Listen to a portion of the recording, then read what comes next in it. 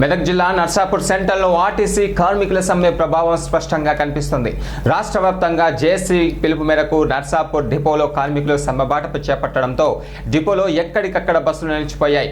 సమ్మె కారణంగా సాధారణంగా నడిచే సేవలు పూర్తిగా అంతరాయం కలగడంతో ప్రయాణికులు తీవ్ర ఇబ్బందులు ఎదుర్కొంటున్నారు. ముఖ్యంగా ఉద్యోగులు, విద్య, అత్యవసర పనుల కోసం ప్రయాణించే వారికి ప్రత్యామ్నాయ రవాణా అనేక ఇబ్బందికర పరిస్థితులు ఏర్పడ్డాయి.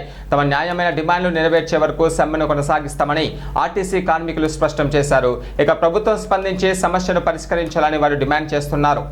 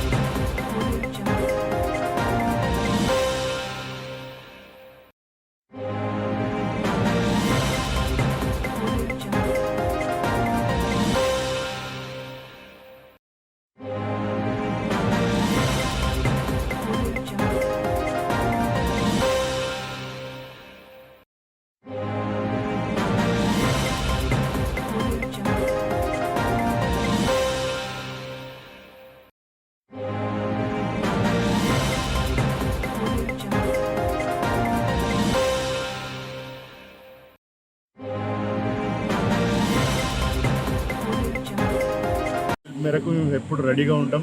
వాళ్ళు పిలుపు ఎప్పుడు అందిస్తే అప్పుడు మేము బయటకు వచ్చేస్తాం. అది దాని విషయం కోసం మేము వాళ్ళ ఆధ్వర్యంలో ఉన్నాం.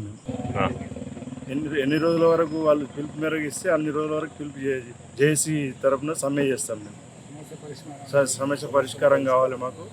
మేము ఆయన చెప్పిన కోరికలే అడుగుతున్నాం, వేరే కోరికలు ఏమి చెప్పలేదు. ఆయన అడుగుతలేము. కాంగ్రెస్ మేనిఫెస్టోలో పెట్టినేమి అడుగుతున్నాం. మేము యూనియన్ నాయకుడు అశ్వత్థామారెడ్డి పిలుపు మేరకు ఈరోజు స్ట్రైక్ స్టార్ట్ చేయడం జరిగింది. దీంట్లో మా ముఖ్యమైన డిమాండ్లు ప్రభుత్వంలో విలీనం చేస్తే ఫస్ట్ గవర్నమెంట్ ఉద్యోగిగా గుర్తింపు పొందుతాం. 2 లాభ నష్టాలతోటి పని ఉండదు. 3 కొత్త బస్సులు వస్తాయి. ఇప్పుడు 100 మంది ప్రయాణం చేసేది అప్పుడు బస్సులు కొత్తవి వస్తే ఒక 60 మందితోటి సీటింగ్ కెపాసిటీ తోటి పోతాయి.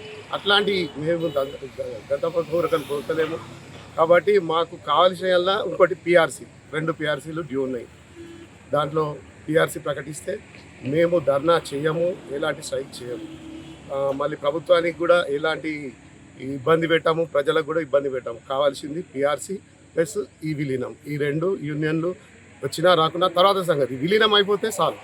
దాంతో గవర్నమెంట్ ఉద్యోగులుగా గుర్తింపు పొందారు. కాబట్టి ఈ ప్రకటన వెలువరిందంటే ఇమ్మీడియట్లీ ఆపేస్తారు.